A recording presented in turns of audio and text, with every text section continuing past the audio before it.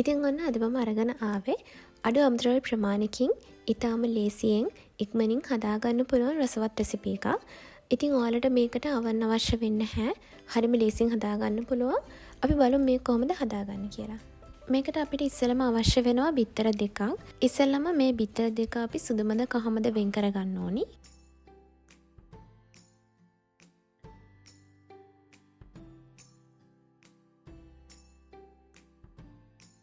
මේ තියෙන මම වෙන් කරගත්තු කහමද දෙක. ඉස්සෙල්ලා මම මේ කහමද එකට කිරි එකතු කරනවා. මම මෙතන අරන් තියෙනවා ෆ්‍රෙෂ් මිල්ක්. ෆ්‍රෙෂ් මිල්ක් මම මෙතන අරන් තියෙනවා තේ හැඳි 4ක්.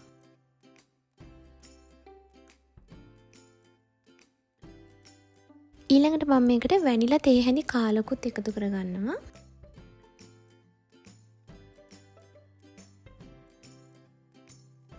ඊට පස්සේ මම මේකට පාන් පිටි එකතු කරගන්නවා. මම මෙතන පාන් පිටි අරන් තියෙනවා ග්‍රෑම් 30ක්.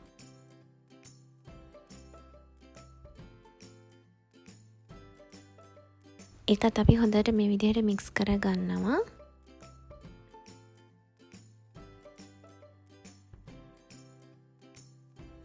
දැන් මම මේ මිශ්‍රණය පැත්තකින් තියලා සුදු මද දෙක අරගන්නවා. සුදු මද දෙක මම මේ විදිහට බීට් කරගන්නවා ටිකක් වෙලා. බිත්තර සුදු මද එක බීට් කරලා මේ විදිහට පෙන ආවට පස්සේ අපි මේකට සීනි එකතු කරගන්න ඕනි. සීනි මම මෙතන අරන් තියෙනවා ග්‍රෑම් 25ක්. මම මේ සීනි ග්‍රෑම් 25 බිත්තර සුදු මද එකට එකතු කරගන්නේ 3 පාරකට.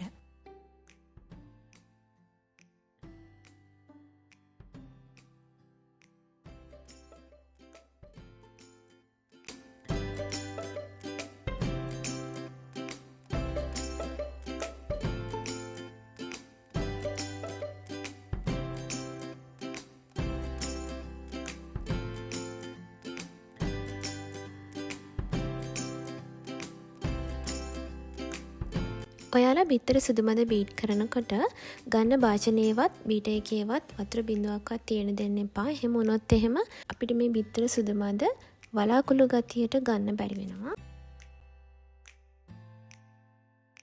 බිත්තර සුදු මද ටික මෙන්න මේ ගානට වෙනකම් බීට් කරගන්න. ඊළඟට මම බිත්තර සුදු මද ටික බිත්තර කහ මද මිශ්‍රණයට දාලා මික්ස් කරගන්නවා.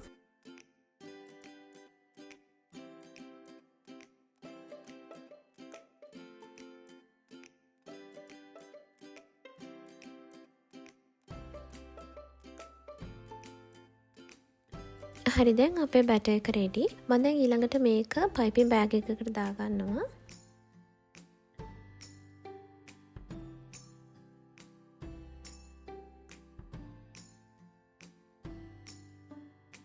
ඊළඟට මම සොස් පෑන් එක ලිපේ තියලා ඒකට තෙල් බිඳුවක් දාලා ඒක හොඳට සොස් පෑන් එකේ ගා ගන්නවා. ඊළඟට මං මිශ්‍රණයෙන් මේ විදිහට ටිකක් දාගන්නවා. ඔයාලට මේක පයිපින් බෑග් එකක් නැතුව හැන්දෙන් උනත් කරන්න පුළුවන්.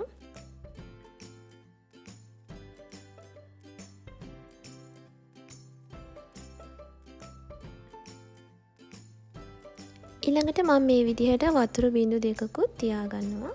ඊළඟට මේක වහලා විනාඩි කිහිපයක් තියමු. විනාඩි දෙකකට විතර පස්සේ මේක ඇල්ල බැලුවාම මේක යටපැත්ත හොඳට හැදිලා තියෙනවා. මම දැන් මේක අනිත් පැත්ත හරව ගන්නවා. ඒ පැත්තත් හැදෙනකම් අපි මේක ටිකක් වහලා තියමු. ඔන්න මගේ පැන්කේක් එක දැන් රෙඩි.